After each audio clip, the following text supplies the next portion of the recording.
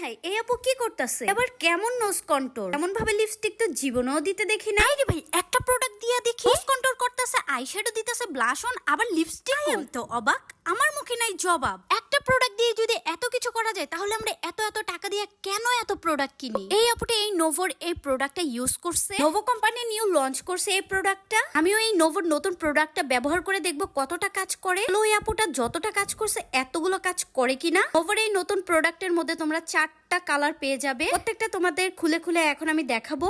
Pitch আর cream colour packaging হবে। Just wow, এটার প্যাকেজিংটা কতটা সুন্দর, অনেক বেশি কিউট।